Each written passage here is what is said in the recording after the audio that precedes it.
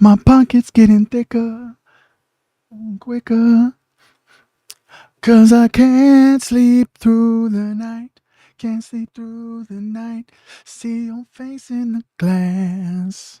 Why do you call when you're short on cash? Can't sleep through the night. Losing my mind tonight. Bankrolls on the table. Watching local cable.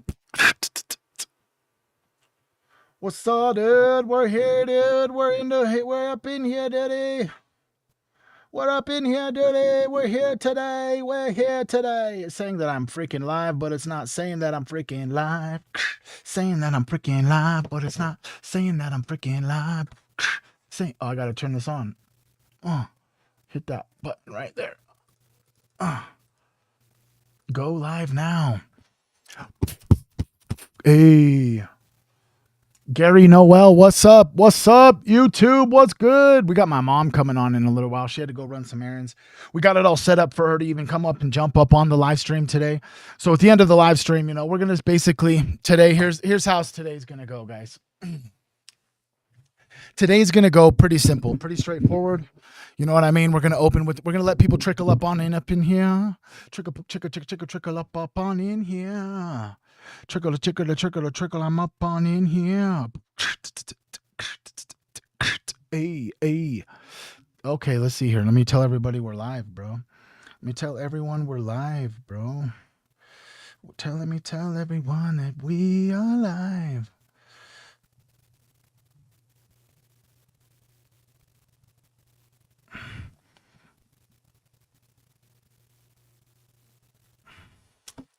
Let's see. We've got Gary. What's up, Gary? Gary's in the house.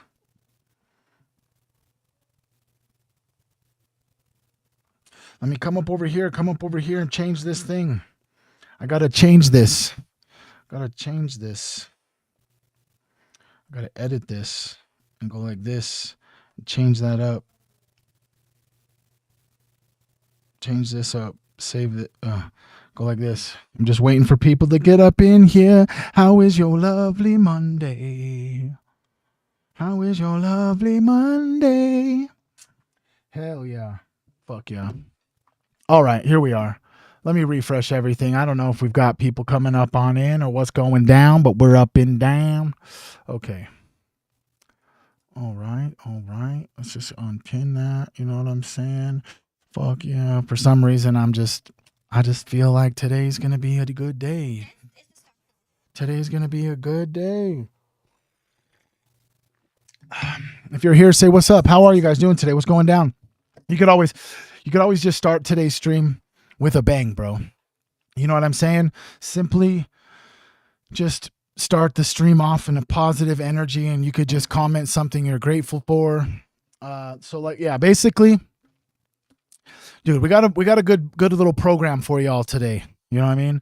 I'm going to start today's stream with a mindful message. I'm going to start after the mindful message. We're going to get into the religious text. We're going to actually use web to look through all this religious and mainstream spiritual text and kind of do the best we can to figure out who this character named Baal is. You know, the one they sacrificed the children to.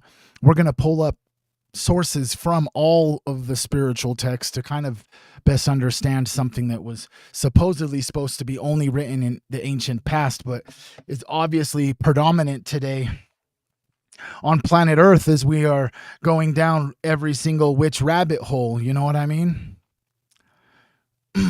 Who's up in here? Is anybody up in here? We got one person. That's it, bro. We got some people on YouTube and then some people on Facebook. I don't see if anybody up on Facebook has commented yet, so I don't really even know who's up on here on Facebook. But I see Gary's here. Gary's over here on YouTube. Let's go, YouTube. Gary's showing out. Where you guys from? What's going down? What's up, Cheryl? Cheryl's in the house. Let's go. Hell yeah. Hell yeah. My mom's joining the stream today. She wants to She wants to tell her story. She's a survivor of sexual abuse, specifically sexual abuse that was inside of the Mormon church. And so she really wants to get her message out, you know? So she's asked me multiple times. She said, "Hey, please just bring me on your stream and let me tell my story." And so that's what we're going to do today. But before we go any further, I just have to say, where's everybody at, bro? Where are you guys located? We really got nobody up on the Twitch. No, not no one. No one's even came over to the Twitch, bro. No one's even came over to the Twitch, bro. Residing in South Carolina. Hell yeah. I'm in Utah. Very relatively close to where Charlie Kirk got Charlie Kirked, bro. Like, the UVU, the University of Utah, is like literally a 10-minute drive south from where I live. It's sad. It's crazy. It's compelling. It's difficult to process. It definitely changed up our entire reality, bro, here in Utah, at least for me. What's up? We love you, Eternity. Thanks for being here, bro. We're just letting people trickle up on in here before I get up onto the mindful message. We got 7 people on Twitch. There you guys are, bro. What's up, Twitch? I've been worried, bro. I was worried about you guys. What's up, Brittany Allen? She's making the rounds. What's up? If you could just comment Team Human in the comments, because we're about to get into something hopefully will change the way you perceive things, bro. We do have one religious cult personnel. We're going to talk about Baal later on in the live stream. We're just waiting for people to come trickle up on in here. Sammy Sweetheart, what's up? Sammy Sweetheart's in the house. She's another Twitch streamer. Thank you for being here. If you're here, bro, like I said, let's just start the stream off right. And let's just comment something we're grateful for. And I'll start first. I'll talk while you type. Man, this is something that not a lot of people probably are able to even say, bro, but I'm so grateful for the opportunity to struggle. Most people get consumed by their struggles and their stresses and almost feel hopeless and helpless about how they're going to get out. It's almost inevitable as you go through many, many years of personal healing, a spiritual journey. You become more aware of yourself. And in the lows, the times where you're struggling or stressed, the more aware you are of yourself, it can have kind of like a double-edged sword. It can feel and influence the hopelessness because you're so aware of all the things that are happening. But you also can become aware and pay attention to the things that you can use to grow, to learn, to heal, and to love. Dang, we got 2 people from the UK up in the house. What's up, UK? Here we are, UK. Gratitude. What's up? Self-awareness. We got John the Arbiter in the house. We got Gamma, Jose. We've got Gox Digweed in Slovenia, bro. Holy cow, Slovenia, bro. Are you guys ready for today's mindful message? Let's just get right up into this, homie. First and foremost, Team Human, if you're seeing this now or seeing this later, I love you. Please drop Team Human in the comments. But cheers.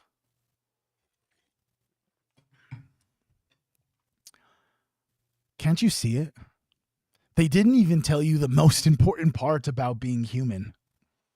You're not just in a universe, bro. You're plugged into a field where the way and what and how and who and your intention behind your observation, what you focus on and what you choose actually changes what shows up inside of your life. Now, it kind of starts to sound like some spiritual TikTok fluff, but stay with me because what I'm about to show you is some of the strangest experiments in quantum physics and how they line up with what the mystics and the prophets of our ancient past have been screaming for thousands of years. You're not a victim of reality. You're literally a co-creator. You're the one that helps write the code. And if you're open to the possibility that you are more powerful than you were taught, you can just comment, I'm listening. Let your fingers say yes before the old programming talks you out of it. And just give yourself a second. Let your soul, not your fear, decide if you stay. Every spiritual tradition has a different name for it. You could call it ego, shadow, principalities, lower nature, the matrix. But quantum physics calls it completely something else. It actually calls it the observer effect. Now, in simple terms, the observer effect is the fact that when you measure or observe a system, you literally change it. You can look at something at a quantum level without poking it, and every poke actually leaves a fingerprint. Now, if you zoom out, spiritual war isn't just angels and demons fighting over the clouds. It's in every algorithm, every lie, every trauma, every addictive loop, fighting for what you look at, what you feed with your focus, what you agree with in your mind and your nervous system. Where your attention goes, energy flows. And where energy flows long enough, form matters. Like things become solid. Patterns become habits. Habits become timelines. Timelines become lives. So let me tell you the strangest science story that we have found so far. Physicists take tiny particles like photons and electrons and fire them at a barrier with two narrow slits. Behind the barrier is a screen that records where the particle lands. If no one checks which slit each particle goes through, the pattern appears on the screen and it looks like waves interfering with each other. Bright and dark bands, as if each particle explored both paths at once. But if they set up something that can observe which slit the particles choose, that weird wave pattern, it disappears. The particles hit the screen in two lumps like little bullets choosing one single path. It's the same setup. It's the same particles. The only difference is whether someone is observing the path or not. Now, that's not thoughts magically change reality in your living room, bro. And good physicists will tell you that this doesn't prove consciousness collapses the wave function, but it does prove something wild. At the foundation of matter, possibility behaves like a wave. They spread out like multiple options. The moment that you measure, the system gives you one outcome, as if it collapses into like a specific story.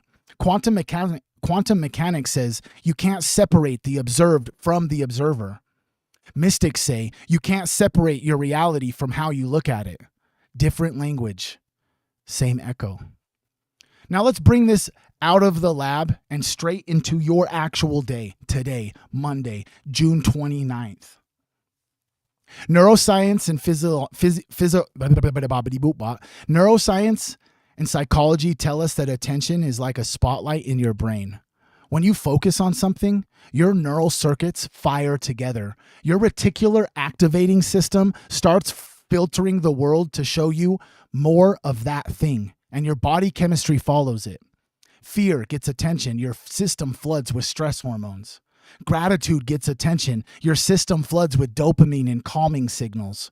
Where your attention goes, like your energy, your time, your emotion, your decision making, energy flows.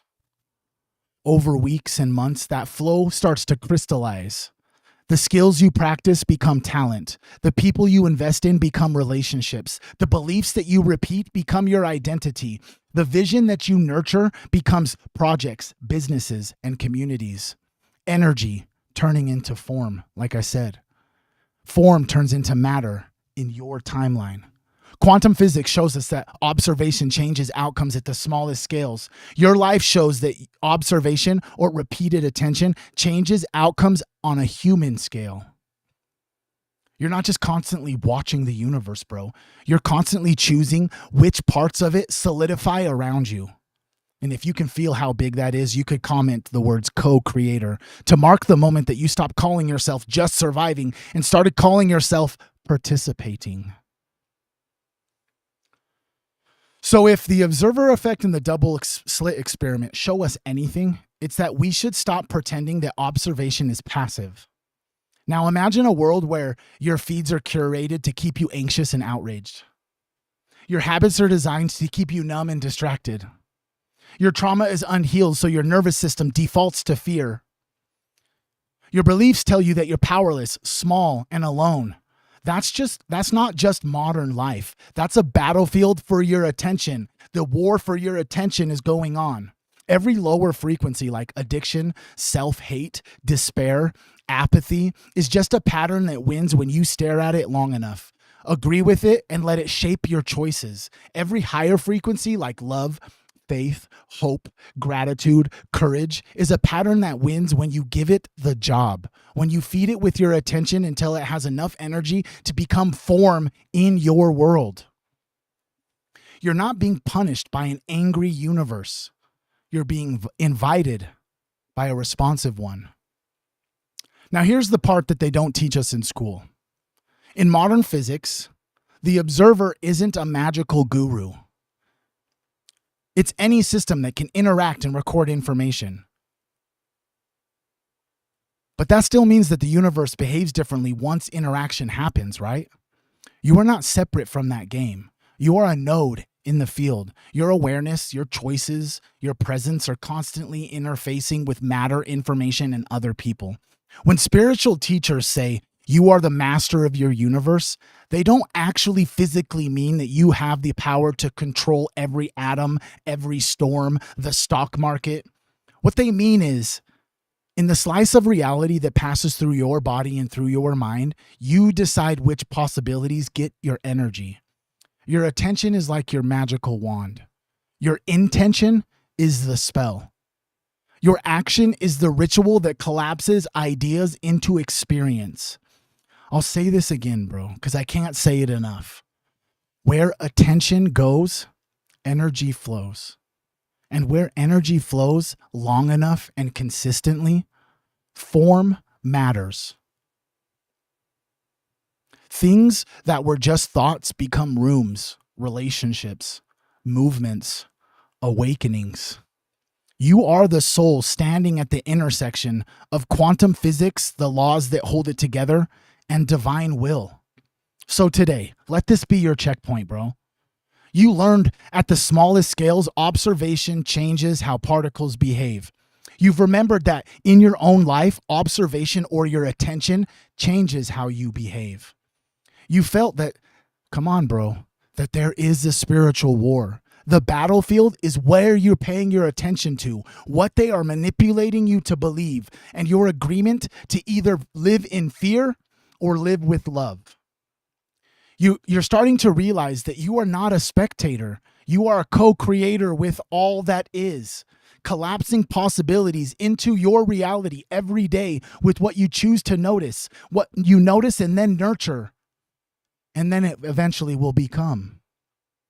So if this monologue today or this little mindful message today cracked even one thing open for you, I challenge you to affirm it to yourself and just comment the words, I choose my reality.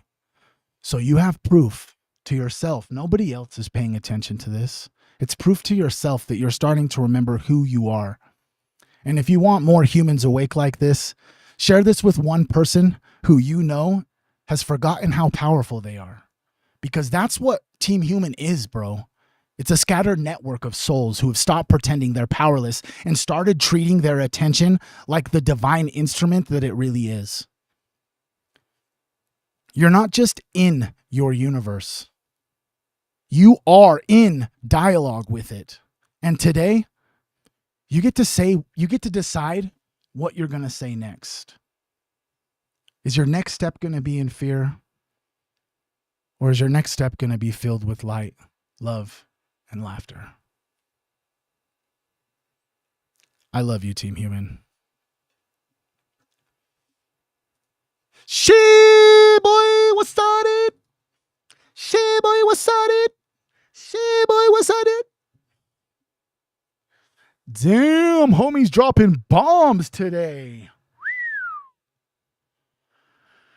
I don't know. I just feel like it's undeniable with all the information I just provided you for you to affirm to yourself, like, you are a fucking powerful, badass motherfucker, dude. Come on. Powerful, divine, beautiful, resilient. You can do anything you set your mind to, because where your attention goes, energy flows. All right. Can we just spam the chat with some aliens, third eyes? If you're on Facebook or YouTube, can you guys just please hit the like button?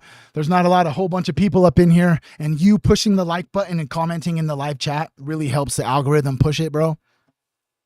Really helps the algorithm push it, bro.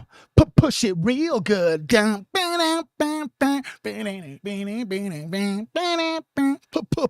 it real good. Sorry, I'm a weirdo, bro. I'm a weirdo, You guys want to learn about ball, bro? You guys, we're going to skip today going over the internet clips, because here I would like to say my mom will be here in about 30 or 40 minutes.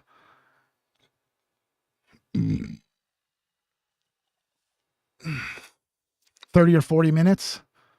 You guys ready? So my mom's going to jump on stream, and she is a sexual abuse survivor that is intertwined with the LDS church here in Utah, the Mormon church. And so she's asked me a whole bunch of times since I started streaming that she wants to get up on here and tell her story. So until she gets here, once she gets here, we're going to have like a little 5-minute break. You guys are just going to either have to go and come back or whatever, because we're just going to get it all set up on the stream. You know what I'm saying? Because I wasn't anticipating actually her needing to leave. We were just going to have her come on and just like start going, but she needed to go somewhere. So I just kind of winged the mindful message today. Just kind of winged this little excerpt. We're going to come over here and just look at some stuff to try and figure out who this deity named Baal is. This deity named Baal. You guys have heard of Baal? You guys heard of Baal or what? You know, the one they're sacrificing our kids to? You've heard of them, right? Because they're so I'm just going to run through all of this, okay? Yet again, another clip, okay? Okay, so you might have heard this name, but there is a name that appears in the oldest writings of the human race, etched in clay tablets, thousands, thundered from the lips of prophets, whispered in the valleys outside the walls of Jerusalem, and that name is Baal, Baal. And there is a practice that's so horrifying that the scriptures, what they say of it in the book of Jeremiah, where it says, which I command not, neither came unto my friend. The God of Israel says, child sacrifice to Baal is something that never occurred to me. But it occurred to man, and they did it for centuries, across continents, in the name of religion. So let's start at Mount Carmel, okay? You know the story of Elijah.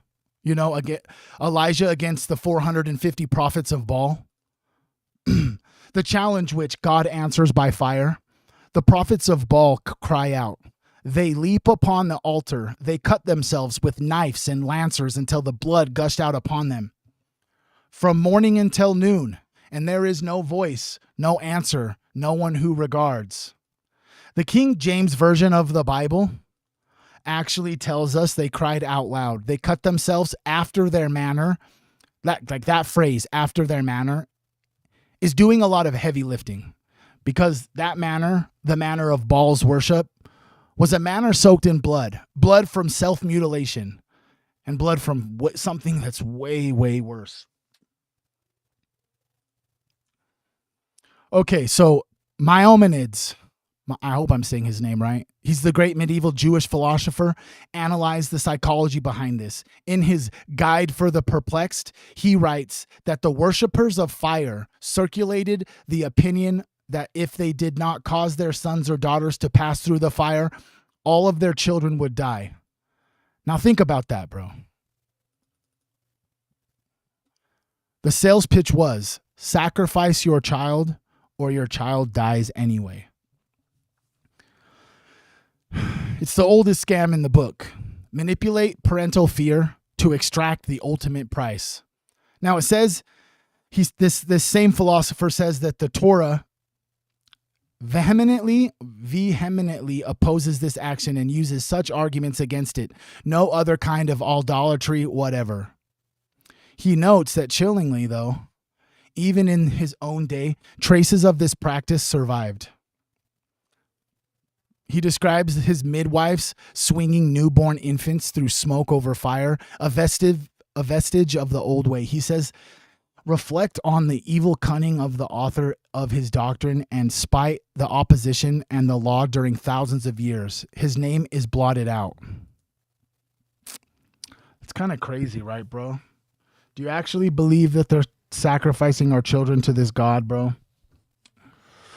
Now, where were we? There's a place in south of Jerusalem. In Hebrew, it's called Gai Ben Hinnom, the valley of the son Hinnom. It was the site of a place called Tophet.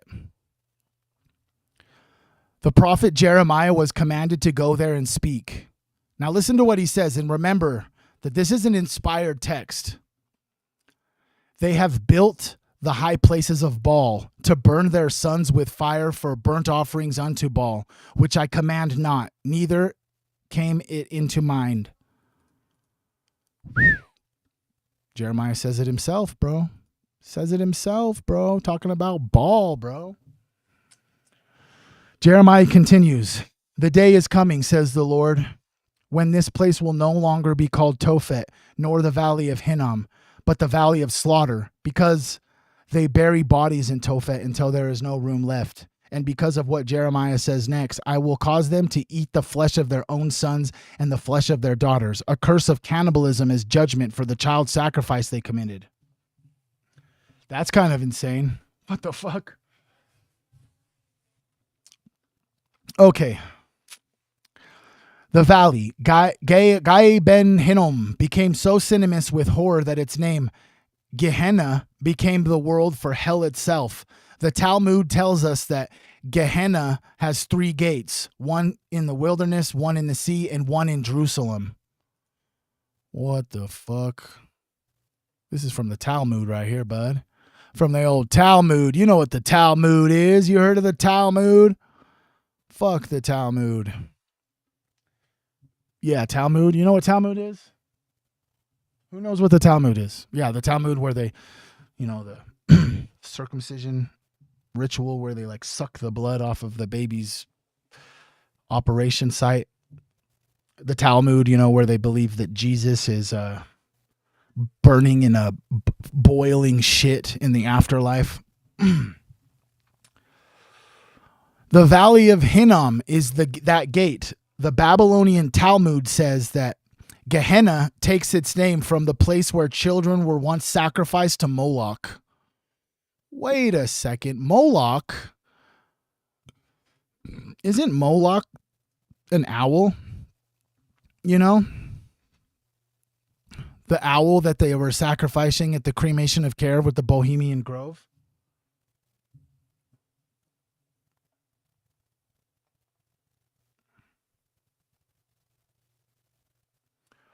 Crazy. In other words, hell is named after a real place where children were burned alive to a real god named Baal. But that wasn't just an Israelite problem. This was a Mediterranean pandemic. The early church fathers documented this horrifying detail. Tertullian, writing in the late 2nd century, testifies that children were openly sacrificed in Africa to Saturn as lately as the preconceptuate of Tiberius. Oh, sacrificing kids in Africa.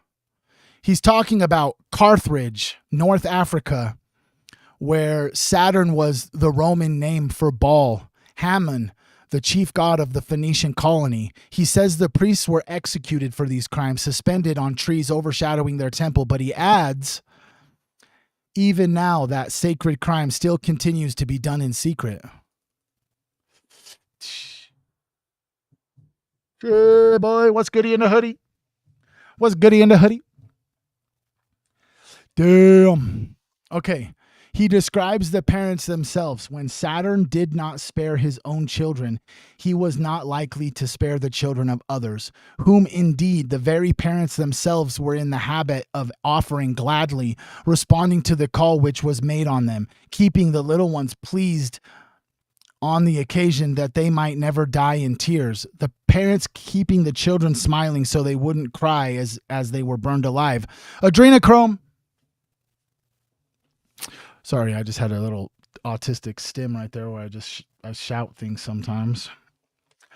Okay, in Lacatinus, another church father records the same. He cites that Passanesius Festus, the Carthaginians were accustomed to immolate human victims to Saturn, and when they were conquered by Agarthocles, they immolated 200 sons of their nobles. 200 children of the elite sacrificed to appease an angry god. Lactantius quotes the Roman poet Lucretius on this. Shit, my dude! But the geographical scope is staggering. The early Christians, apologists, Espius records the Phoenicians devoted their best beloved and only children as an annual sacrifice to Saturn. The Rhodians were offering human victims to the same god. In Chaos or Tenedos, a man was slain to Bacchus at Sparta, men to Mars. In Crete, to Saturn. In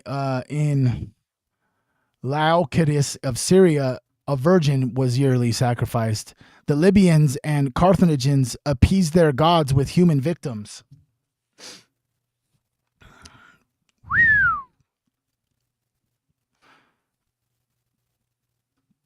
I don't know, bro. It seems to me, if we're supposed to take, you tell me, bro. You tell me.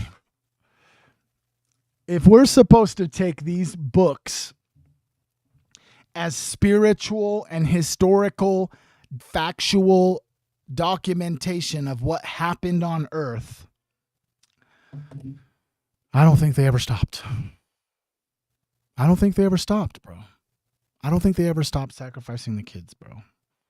You could just let me know in the comments. But yeah, until my mom gets ready to go, we're actually just going to come back over here and keep listening to Sadhguru. Do you guys know who Sadhguru is?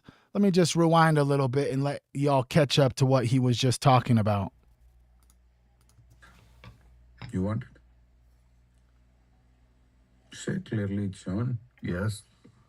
Because if ill health comes, everything that matters to our life will go away, isn't it? Health becomes full-time job. Right now there is health, so we do many things. No health, we'll do only that, pursuing health. So when you say yes, don't say yes to me. You must say yes in such a way every cell in the body hears it. It's very important. Okay. Every cell in this body must hear that you want health. Mixed messages should not happen. Okay. So pleasantness of the body we call as health. If it becomes very pleasant, we call it pleasure. Well, that also people want. If mind becomes pleasant, we call it peace. You want? Yes. If it becomes very pleasant, we call it joy.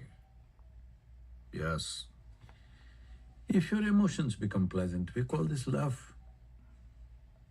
Yes. If it becomes very pleasant, we call it compassion. If our surroundings become, if our very life energies become pleasant, we call this blissfulness. If it becomes very pleasant, we call it ecstasy. If our surroundings become pleasant, we call this success. Only to create pleasantness in our surroundings, we need the cooperation of many people and forces around us. To create pleasantness of the body, mind, emotion and energy is 100% our business, isn't it? Yes. Wow.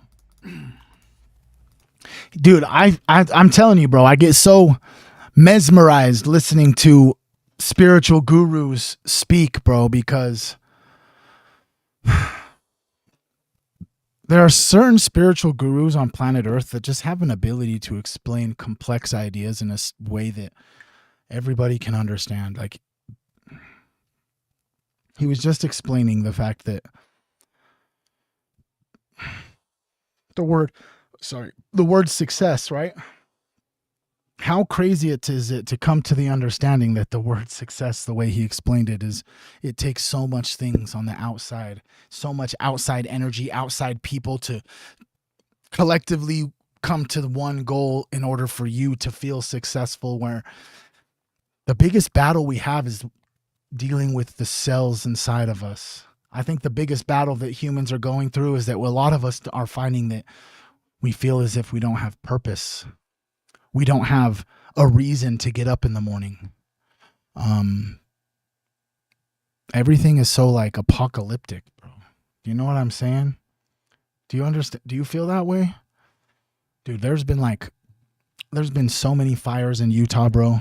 The last few weeks, bro, when I go outside, dude, the sun literally looks like the sky is like orange, almost as if like fucking it's fallout, bro. Can you please provide me information regarding all of the fires in Utah, especially the one that's like 100,000 acres and 0% contained? Here's what I found. The largest fire in Utah right now is the Cottonwood Fire, burning in southern Utah near the Fish Lake National Forest in Beaver County. As of June 29th, 2026, it has burned roughly 93,000 acres, larger than Salt Lake City, and remains 0% contained. It's under extreme fire weather, with high winds and low humidity, and is currently the largest active wildfire in the U.S. The fire has destroyed property, forced closures in Fish Lake National Forest and on highways, and many areas are on alert for possible evacuation. Other notable fires in Utah at the moment, the Iron Fire near Eureka, affecting Juab and Tooele counties, is around 40,000 acres and roughly 77% contained. The Cherry Fire, also in Juab and Tooele counties, has burned about 34,000 acres and is around 21% contained. The Hastings Fire near Hastings Pass was about 26,000 acres but is fully contained. So can you please explain to me and give me a number of how many total acres in Utah are currently on fire? Based on the latest reports, there are several significant fires in Utah right now. The largest is the Cottonwood Fire. I want the total of all acres. Sure thing, adding them up. The Cottonwood Fire at roughly 93,000 acres, the Iron Fire at about 41,467 acres, and the Cherry Fire at about 34,224 acres. Together, that's approximately 168,691 acres currently burning in Utah. There may be smaller fires as well. That's crazy. Over 130,000 acres are burning, bro. Oh, I was using Perplexity. But 130,000 acres, bro. Like, imagine this. They just, all of a sudden, this AI data center is being approved. That this 40,000 acre data center is coming to Utah. And they're just all this propaganda about how much water it's going to consume. We're in a drought, firework restrictions, all that stuff. And then it just seems crazy that there's potentially a connection where maybe this is strictly just my opinion, but it seems to be that there is a opposite political team that's not pro data center that potentially is trying to force our attention on the fact that we are in a drought and that we can't handle not having water, especially if there is a fucking fire in southern Utah that is 100,000 acres, 0% contained, bro. 0% contained. The largest fire in America right now. Crazy. That business not taken care of right now with most of the people on the planet. There's not stress, distress in most people. Though, as a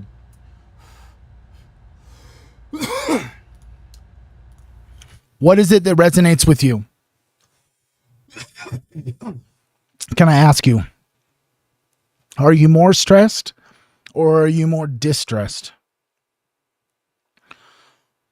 It's a real powerful question to come to a radical acceptance of what's happening in your life.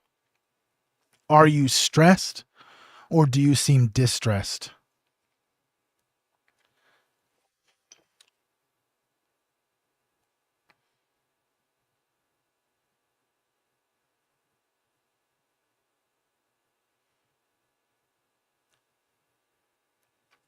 Just with a quick little pull up real fast, just to help everybody come to an understanding of what the difference is. The main difference is that stressed usually means that you're under pressure or strain, where distressed means that the stress has become more intense, overwhelming, and harmful. In plain language, stressed means I'm feeling the pressure. Distressed means I'm really struggling.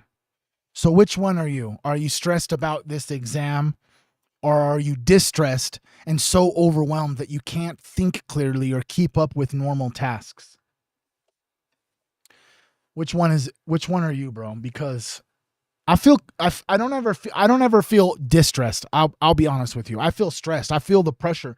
I feel the pressure every day in multiple different capacities, if I'm being 100% honest with you.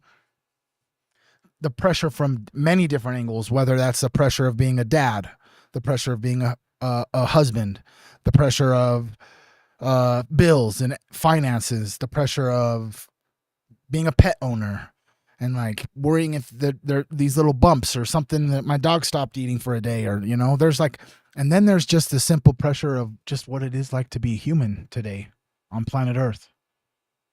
And if you're seeing this now or seeing this later, if nobody's told you today, bro, I want you to know I love you, bro. And I'm proud of you for just even showing up today. Not showing up for me. Not showing up for Team Human. Just showing up for you. Because at the end of the day, that's all that really matters. There is some need for selfishness when you embrace what it means to be a human. Some people will label it selfish. The other one is self-respect. Some people will label it cringy or arrogant, while others will label it as like holding boundaries and protecting my energy. You know? Do you know? Do you know what I mean, my friend? My friend. Do you know what I mean, my friend? Generation of people, we have more comforts and conveniences than any generation ever in the history of humanity, isn't it? It's true. But still, we are not comfortable. We are not peaceful. So what's wrong? Something wrong with the world? No, we've not learned how to handle this. Nothing wrong with the world. What are we doing wrong? Huh? What are we doing wrong? Okay, this is where I shout out to you guys. I need you guys. I need your interaction. Please comment your thoughts. What are we doing wrong? Not individually, okay? We have to think outside of ourselves and think collectively as humans.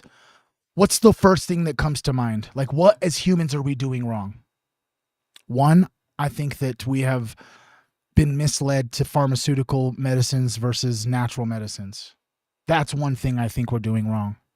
Another thing I think that as humans we're doing wrong is that we're getting more and more absorbed into technology and less connected with the planet that we live on, the animals that live here, the plants that are here. You know? Do you know what I mean? I think there's lots of things that we have not done correctly. I also think that something that we have collectively done wrong is imprint the idea that people's opinions don't matter, and that us collectively, we are not allowed to speak out about things that matter to us. We have given our power away to the powers that be, which currently right now we're trying to build data centers and putting up flock cameras so they can mass survey all of us and hopefully use these data centers and their algorithms to analyze everything I say, do, think, so that they can predict if I'm going to commit a crime or not. Just like Minority Report.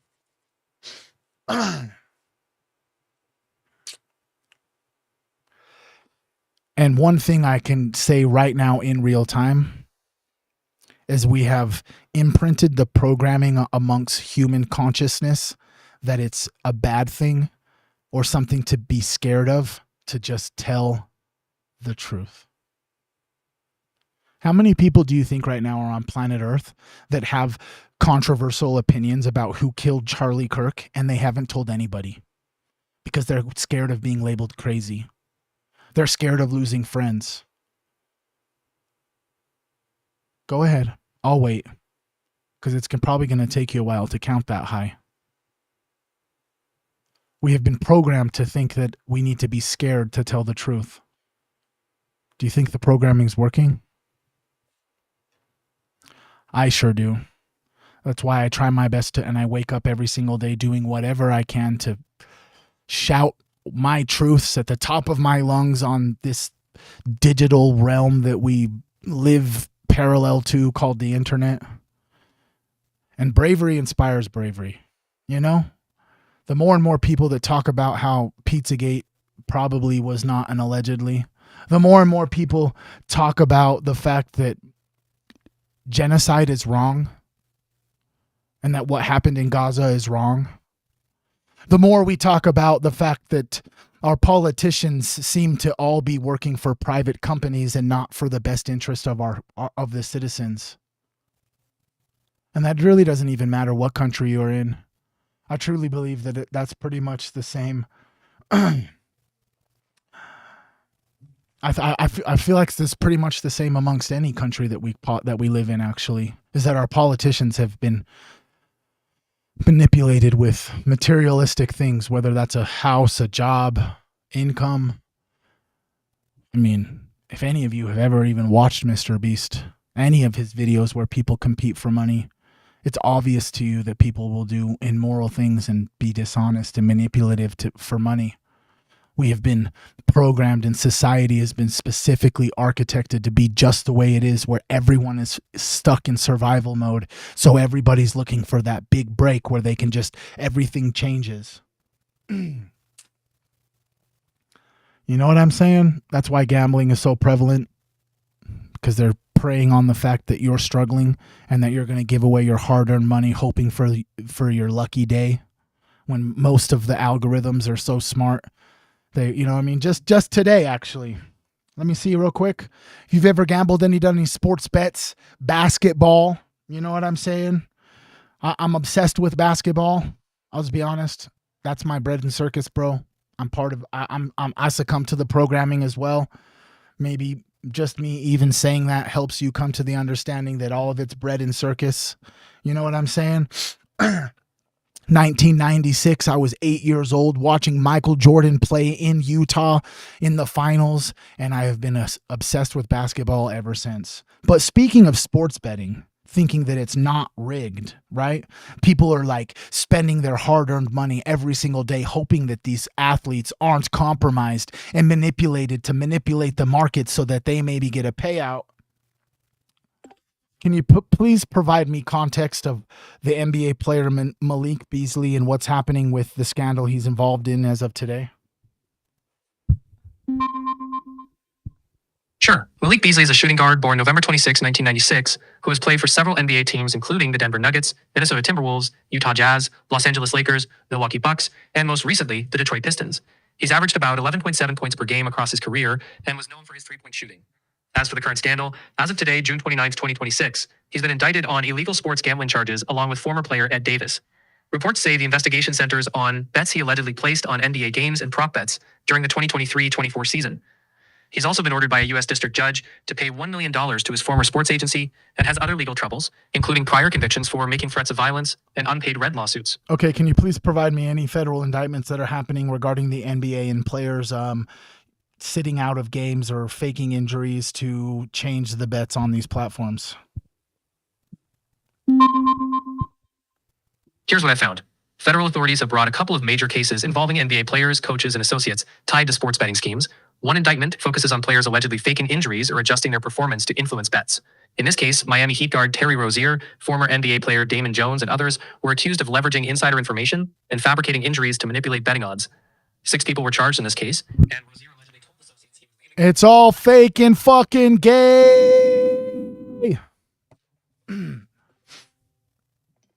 You know what I mean? It's all fucking fake and gay, bro. Why do you think that this is, bro? It's because we're stuck in survival mode. Most people are struggling to just even get by day to day. There's a mass amount of people on planet Earth that if something tragic were to happen, their car breaks down, they get injured, their whole life would be fucked. It would be catastrophic because nobody even has enough money to really, nobody even is making enough money in this economy in this day and age to even save any money. All of their money is being spent. Almost everyone is living paycheck to paycheck because all to live in this day and age, that's just what it is, bro. So if you're like worrying every day about if you're going to have enough money to buy food, on those brief moments where everything just feels a little bit more comfortable, you're more likely to give your money to these betting apps thinking that you're going to hit big. I'll just drop $50. It's okay. It's only $50. I got a little extra money. If I fucking drop $50, bro, I'm telling you, bro, I could hit $1,000 6-leg parlay. It would be changed up for me, bro. If I just do this 8-leg parlay for $150, the payout's $9,000, and then it's all rigged. You think that betting company wants to give you $9,000? No. Why do you think casinos are even still around? Because they're not losing, bro. They're not losing. They're not losing. Do you agree with me that this human mechanism is the most complex technology in the world? I would agree with you. The question is do you agree? The human technology is the most advanced technology in the whole world. Do you realize that like there's never been a computer engineer or any type of technological employment that has ever created a system as complex as the human body? Ever, actually. And listening to this content creator, her name is Eve, I think it is, or Faye. Listening on Kevin is a Human. It's kind of insane to think about the fact that these AI systems are all set up with neural networks, or or neurology, or it's all like a replication of how our brains work. Weird, right?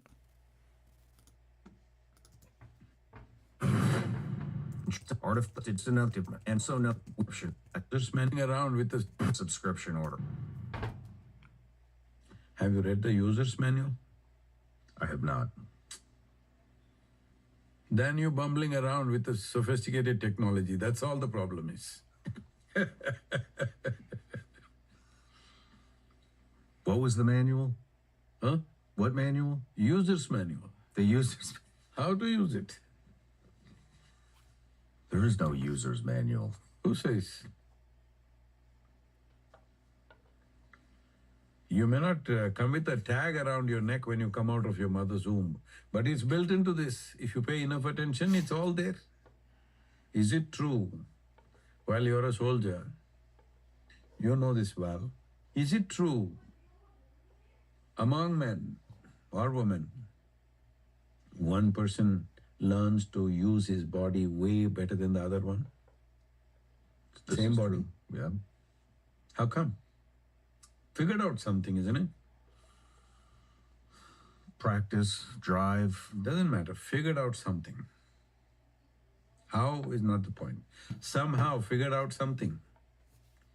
Whether an athlete or a soldier or a yogi or a cook or whatever, somebody figured out something better than the other. Yes or no? Yes. How did they figure out? More keener observation to things, isn't it? They looked at it better. They saw a little deeper. Everybody can use their hands. Somebody uses it like magic.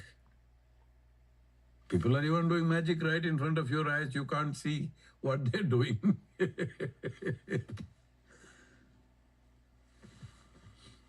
Magicians are openly admitting no magic is just sleight of hand.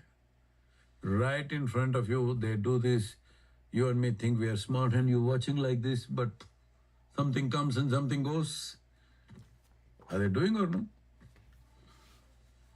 I mean, they're doing it. They're doing it. Same hands, they also got like us, but Here's a hot take. Here's a hot take. You guys ready for a little hot take? Do you guys like magic tricks, bro? Dude, ever since I was a little kid, bro, I really, really loved magic tricks, dude. I really liked Chris Angel, dude.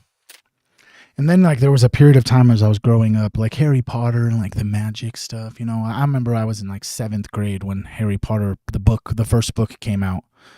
And, like, magic was, like, everywhere, all of that stuff, you know. So what if all of the real actual magicians have just either been filtered into...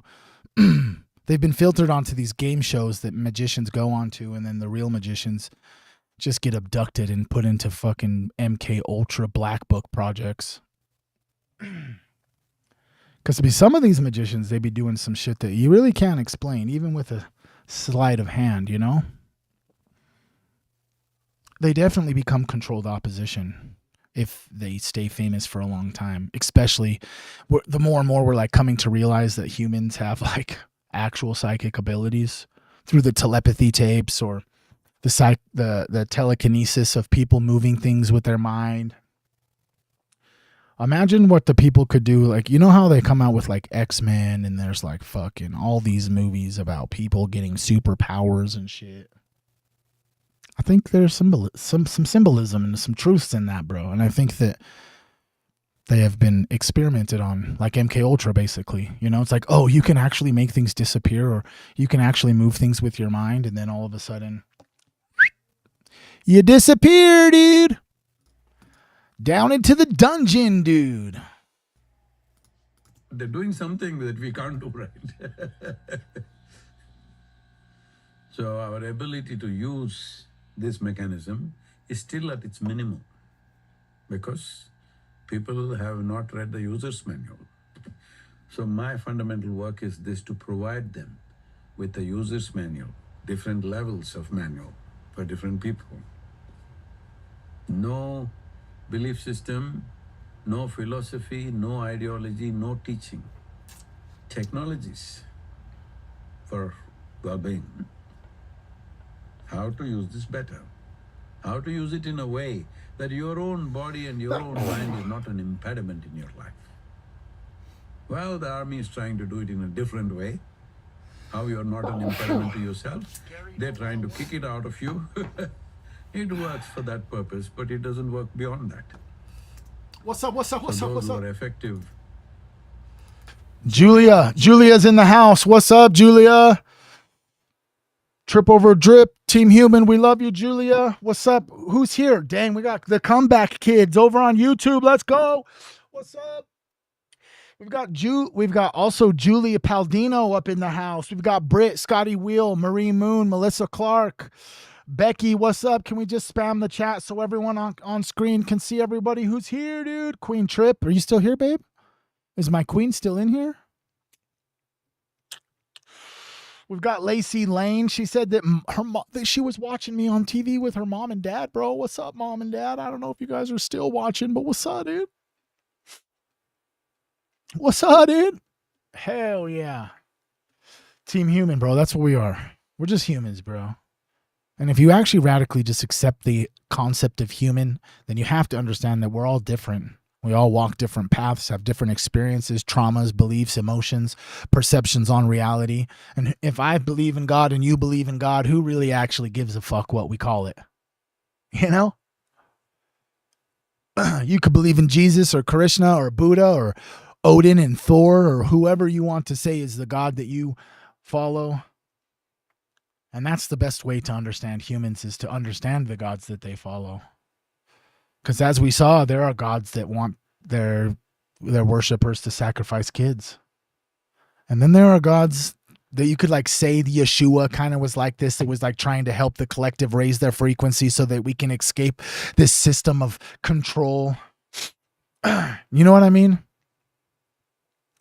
So it doesn't actually matter. We're all humans, bro. I'm white, ginger, 38 rotations around the sun. I live in Utah. You live somewhere. Your skin color is somewhere. You have a different color of hair than me. You believe in a different political beliefs. You believe in a different God, but that doesn't mean that we can't have conversation and still be friends. You know? All I know is that there's pedophiles running the planet. I have 4 children, and it seems as if the pedophiles are on both sides of the political spectrum, and it seems as if there's lots of pedophiles in all the religions too. And I just don't like pedophiles or anyone who hurts women and children. You know, so can we just like collectively come together as humans that pedophilia is wrong? Pedophilia is bad. Pedophilia should be shamed, shunned, and executed. Maybe you don't agree with me. Maybe you're one of those people who believe in maps. I'll pray for you. Because we have to get to the day and age where you're either against it or you're not. There is no middle ground. There is no like, oh, I'm not a pedophile, but I don't really care that much. No, you're a pedophile. If you are complicit, an accomplice, or have no emotions about pedophilia being wrong, you're a pedophile. And I'll just say it, that's just how it is, bro. Coming from a dad who has 4 children, you might have nieces and nephews or the kids of your own. You might be a survivor yourself of sexual abuse like I am. And unfortunately, that's like the biggest problem that I have amongst the reality that we live in, is that it just seems as if there's just way too many fucking people that are just like okay with it. Are they the LGBTQ community or the trans community? No, it's not just them. It's all of it. It's everyone. All the governments. All the religions. Just really sit with that. It's crazy that we have the world that we see today is because there hasn't been enough actual humans over the course of the last few decades that said out loud with their mouths that it's wrong to be a pedophile. How many of, like, I don't know about you, but I remember when I was like 14, 15, 16 years old, there would be like these girls in our friend group that would have like adult boyfriends. It's been going on for quite a while. Like my home girl, she'd be like 15 and have like a 24-year-old boyfriend. And we didn't really think too much of it as being young kids. We didn't really understand all of it. And then all of a sudden there's just like this grown-ass dude that's like hanging out with a group of like young teenagers. And so even then it was like programming into our minds for it to be okay. You know, I do have a very dark sense of humor. I do find some dark comedians quite funny. There's a time and place for all of that. But the fact that it's just become socially acceptable that a group of guys can be at the bar or wherever they are and they just openly make pedophile jokes is part of the problem.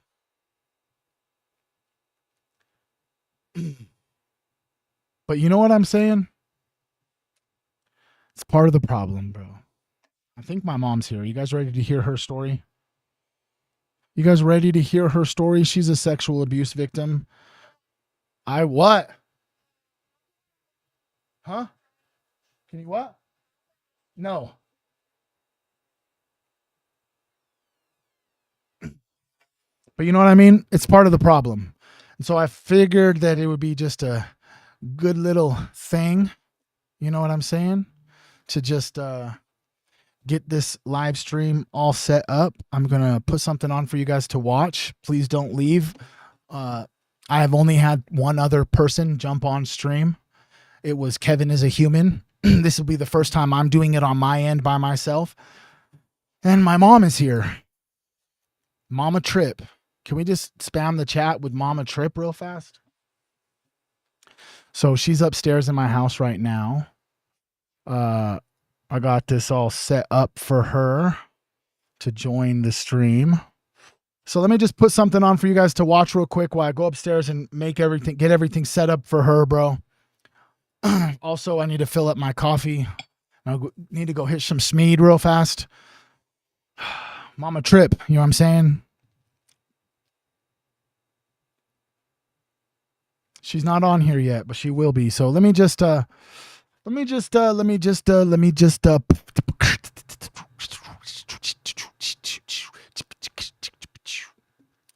Oh yeah. Oh yeah. Oh yeah.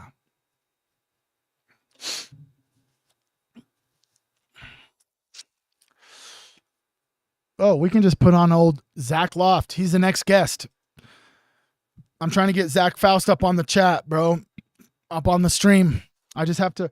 This one right here is like a test run with my mom, and as soon as I fucking this little stream right here, dual stream with my mom goes through, I'm sending the link to Zach right here, bro. What's up? Damn it, I'm forgetting his name. He's just out there in Minnesota with him. I like Hunter Howell. I like Tiffany Cianci. Like I could just keep going on. Maybe not. It looks like it's towards the end of his stream. It's towards the end of his stream. See that little alien right there? What's up? My mom is joining the end of the stream. We got 3 people on YouTube. What's up? You like the little alien thumbnail I put there with the little baby alien? I'm a weird ass dude. I'm sorry. I'm a weird ass guy. Just a sec. Let's see here. Let's find something. Just something, bro. Let's refresh this one time. Fuck it. Let's just. Iran will no longer exist. Oh, let's put on Danks. That the prosecutor, Chris Ballard, will have to pay as a result of his contempt of court, of the gag order. Let's find out.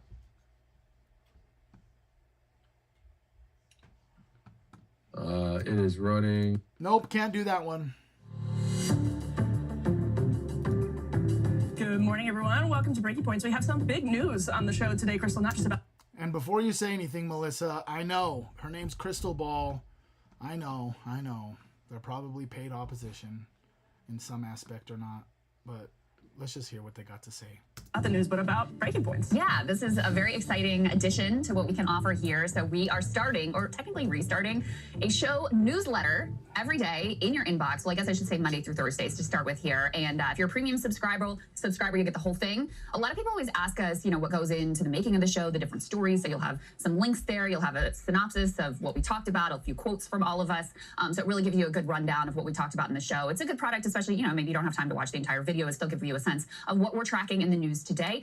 If you're unable to sign up as a premium subscriber, we do have a free version of the newsletter as well. So please go to breakingpoints.com, sign up there to get the free version of the newsletter, which has a lot of the good stuff as well. For premium subscribers, this will come along with your show link. So you get everything in one. It's not going to clutter your inbox. It's just going to be additional information in the normal email that you get. So let us know what you guys think. We're really excited about this. This is something we've been working on, figuring out the workflow, how it's going to look, what kind of information we're going to include for quite a while now. This is something we've been thinking about. So we hope that you enjoy it. We're really proud of what the product is looking like right now. Yeah, it's really exciting, and everyone's been working very hard on it. One of the very cool things about it, Crystal, is that I think when you listen to a podcast, sometimes there are all these big articles that are mentioned. Like, we'll cover some of these massive pieces that dive deep into different stories and kind of dissect the reporting. But now you get all the links in one place every single day. So if you want to kind of review what we were talking about, read it yourself, look at the primary sources, it's a one-stop shop basically. Exactly. So breakingpoints.com to get the free version, or sign up to become a premium member so you get the whole thing and the show uncut in your inbox every day. There is a lot of show to get to today, a lot of stuff going on with regard to Iran, including yet another market-timed cessation of violence, which is the period we're in right now. But we will tell you the whole story of what happened, unfolded over the weekend. Needless to say, the deal here very much on thin ice. We have some really quite noteworthy scenes from the Great American Fair that we can review with you, as well as a very lengthy Donald Trump screed about all of his various beautification projects, as this is increasingly, Emily, what he's focused on, apparently. This is how he spends his days on these DC renovation projects. Yeah, he's paying very close attention to the news coverage, clearly. And we put one of his truth socials into a word count calculator. That's the kind of thing that we can do here. That's right. So deep analysis. Just wait.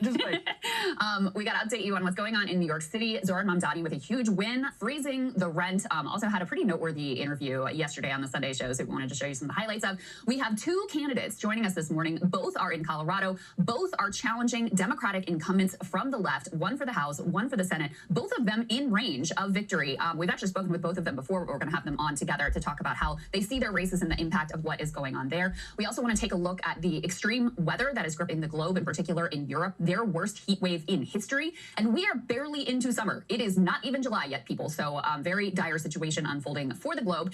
And I have a monologue today. It's been a while, but I was moved to do a little debunking, a little analysis of Gavin Newsom, who is at the same time, Emily, that he is opposing a wealth tax in his own state, something that actually has a chance of passing. He is posturing like he supports some sort of a billionaire tax, notably not a wealth tax, but at the federal level. So a lot of very interesting dynamics to dig into there, both political and in terms of the policy. Yes, if Sagar were here, he would say Greasy Gavin. That's Greasy Gavin. maybe his favorite Trump nickname. I think Kyle came up with that, to be fair. And it got to Trump somehow. Hasn't Trump used it? I don't know, has he? Oh, interesting. All right, we'll fact check. It may be one of those. It's such a good on the nose nickname that it just emerged from the ether from a variety of places. It does feel like one of those. It occurred in nature, and everyone just sort of discovered it, like any type of fruit or plant. Yes. It was there Not invented. It was just discovered. We came upon it as a society. Like Crystal just ran down. This is a big show, so let's get started. All right, let's get to it. We've got some wild scenes that were unfolding this weekend in a variety of places. Let's put these images up on the screen. This was actually Iraq, near the American embassy, in the green zone. You see this military operation going on. There were tanks in the streets. It's still kind of unclear what exactly was going on here. The best that I've seen is that some sort of pro-Iran, probably more Shia-aligned Iranian officials were arrested, were accused of... I think it is... What's up? Okay, let me see here. Let me do what make sure I got this all set up. Let me put my headphones on. Give me 1 second real quick to set this up. The audio.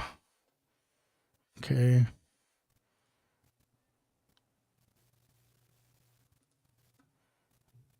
Okay.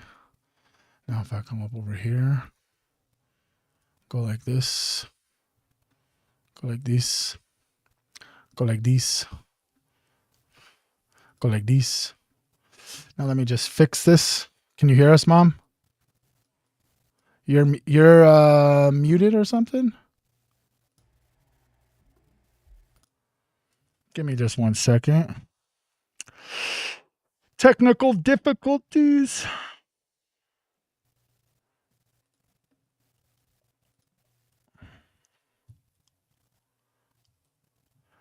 Weird.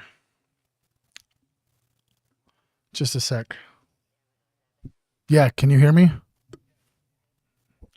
Why am I echoing? I'm not sure why I'm echoing, but oh, I can hear it because I hear it through my mind. Now let me just make sure everybody else can hear you. Can you guys hear her? You can't see me. Oh. I'll fix that for you. Just a second. Okay, they can't hear you. So let me see here. What is happening? Just a second.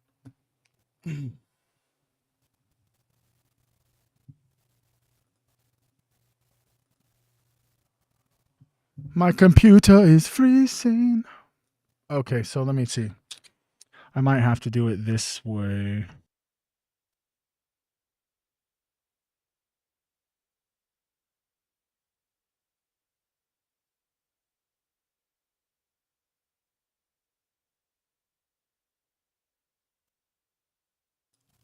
Okay, let me know in the chat if you guys can hear her talking.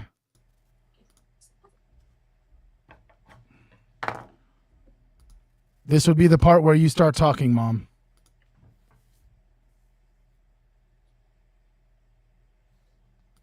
Can you hear me?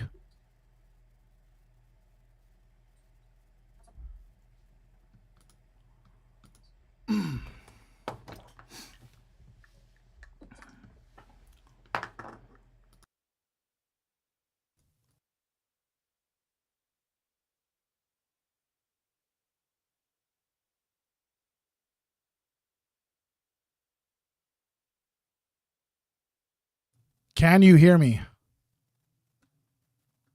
Send me a link in on Facebook so I can change this on my video. You're talking about it. Yeah, it's not working. And I can't hear you now.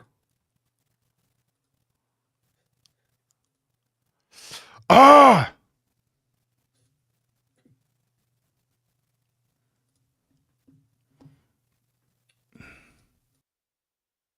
It's not working. I don't know why it's not working.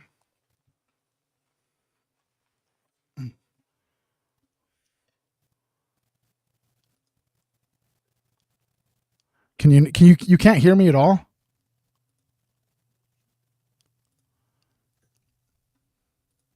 Can you hear me?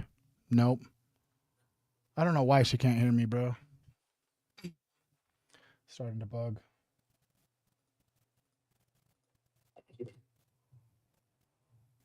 Hearing aid not connected.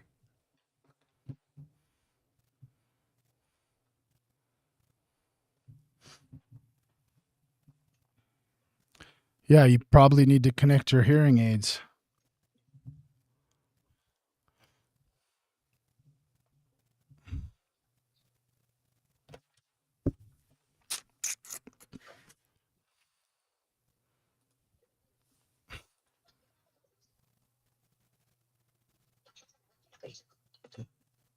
Hearing aids. Yeah, it's not working. We're going to have to try this another day. It's not working at all. It's not working.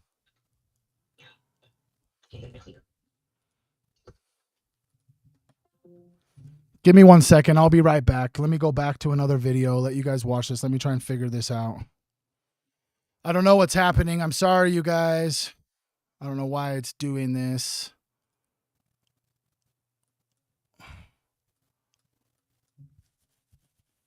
Frustrating, you know what I'm saying?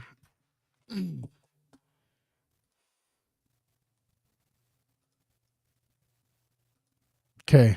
The input should come from this. Hello, input. Can you hear me? You guys should be able to hear me, right? Right. I mean, okay, give me 1 second.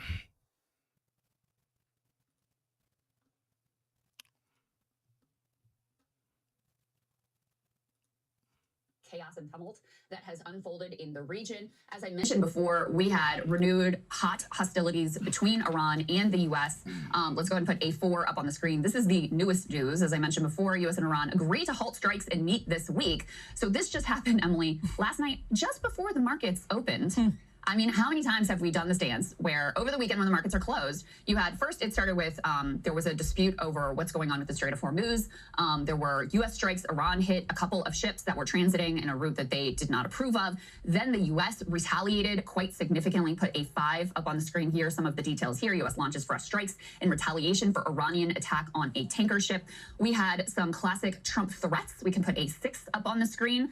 He says United States aircraft just struck Iranian missile and drone storage locations and coastal radar sites for violating the ceasefire agreement. Again, very possible they will never learn. There may come a point when we are no longer able to be reasonable and will be forced to militarily complete the job that we very successfully started.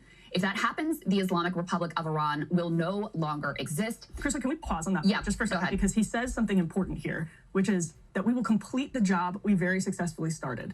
He is now selling all of these deals as very much a completed job, but implying in that post he would need to do all kinds of strikes to complete actually the job. finish the job. Yes, and so the implication is that the job has not been finished. That is true. That is a good reading of that. And of course, even just the threats that are in that Iran will cease to exist or whatever he says, that is in direct contradiction to the memo of understanding that they signed, which is supposed to include the fact, okay, we're not going to go around threatening each other, and he did not abide by that for even literally 1 day after the memo of understanding was signed.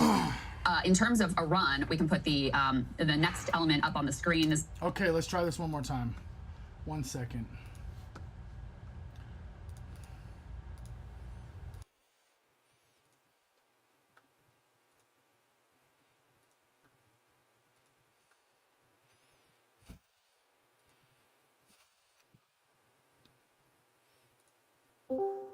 Okay.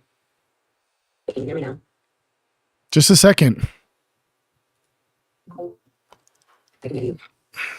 Okay, we're having a hard time hearing you. You're actually you are basically muted. I mean, it's like choppy. No, it's not better. Let me check my settings here. Like your microphone isn't picking up. Like your microphone's not picking anything up.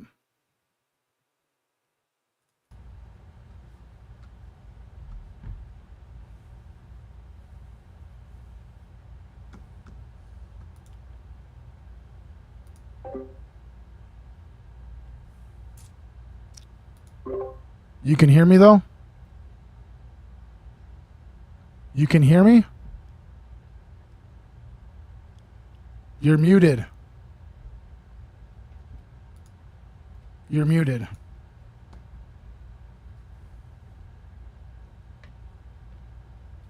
I can't hear anything you're saying.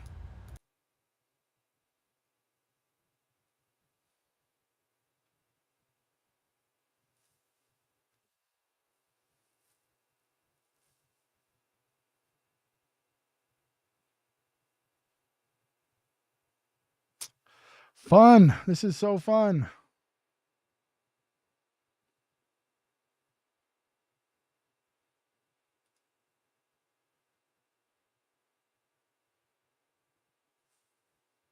I can't hear you. Can't hear me at all. I can hear you now, but it's very, very scratchy. That's my voice too, Barley. No, it's not. It's the computer. It's like not playing. We're not hearing you. It's like a CD scratching.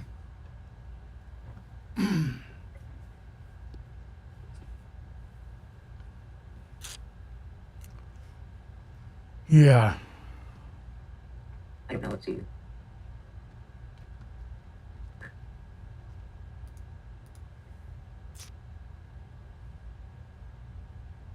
Do you want to bring my laptop over and check my settings? Because I don't know what. You might know more about the settings than I do. I'll be right back, guys.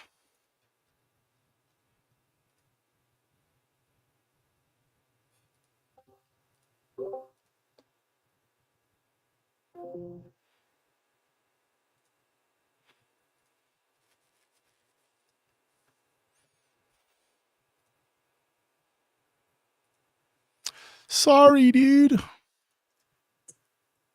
Another Trump post. He says that they shot at least 4 one-way attack drones at ships transversing these. One of the drones solidly hit the upper deck of a large and very expensive cargo carrying ship. Damage was done. The ship was able to proceed on its way. We knocked down 3 other drones. Obviously, this is a foolish violation of our ceasefire agreement.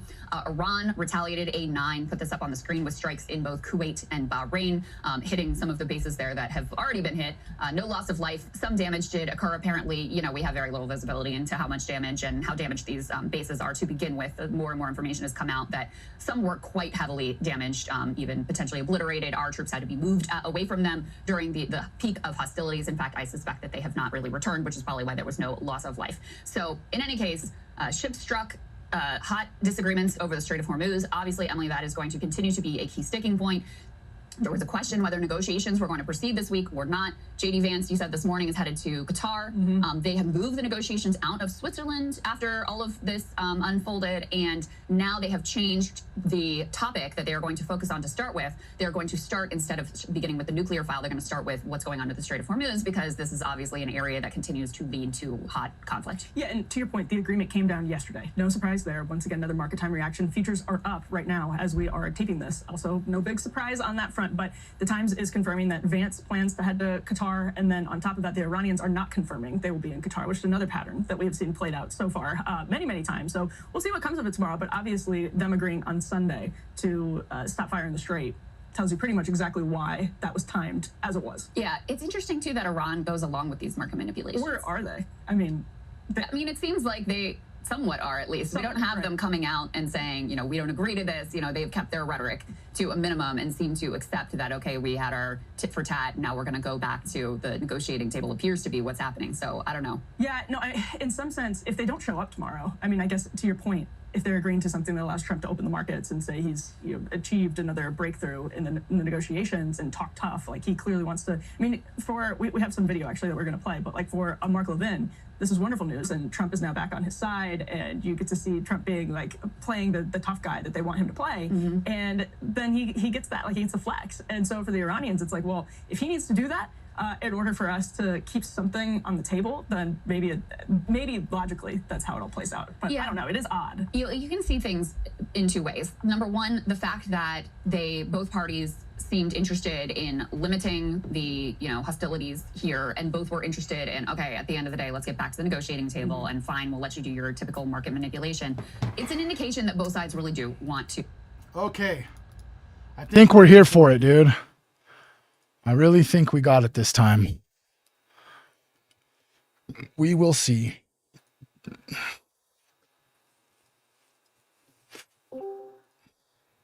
Can you hear me?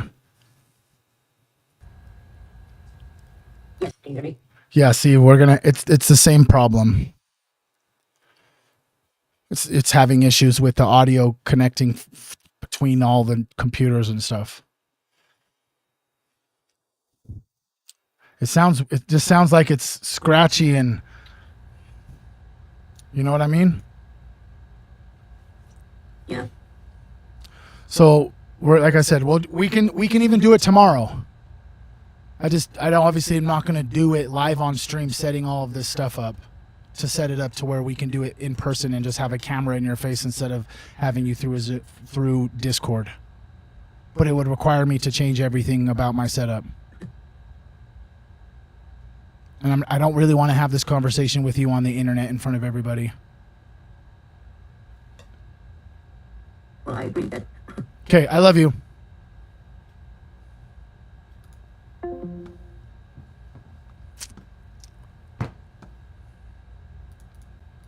She's mad. But I mean, what can we do, dude? You know what I'm saying? Like, what can I do? If the sound's not working, I'm not going to try and set all of this up on the internet while I'm like midstream. So, unfortunately, what I'm going to have to do is extend my table and set up an area for people to sit here. You know what I'm saying? For people to sit. But anyways, guys, I guess that's not going to work today. I love you guys. I'm going to log off. I'm going to go talk to my mom but I'm going to try my best to try and get it set up tomorrow for her to do it live in person. Just like kind of similar to what Queen Trip when she comes up in here, but it'll be more like this an interview style versus like my wife hanging out with me. You know what I'm saying? Yeah, she's on her computer. No, you guys don't have to be sorry, bruh. I mean, it's realistically it's frustrating in real time, if I'm being honest, but at the same time, it's beneficial to me because I do eventually have to figure all of this out anyways. And it kind of just encourages me to set it up better to where maybe I can even have more people than just my mom, people locally come in and get on stream too. You know, inevitably I would have to set that up anyways, and I just haven't yet. And so maybe this is all, like you said, it's all just divine timing, bro. Divine timing making me do things that I haven't done yet to progress and sharpen the sword. You know what I'm saying? But anyways, guys, I appreciate you guys for being here. I'm going to go talk to my mom. I love you guys. Love you guys. Peace out.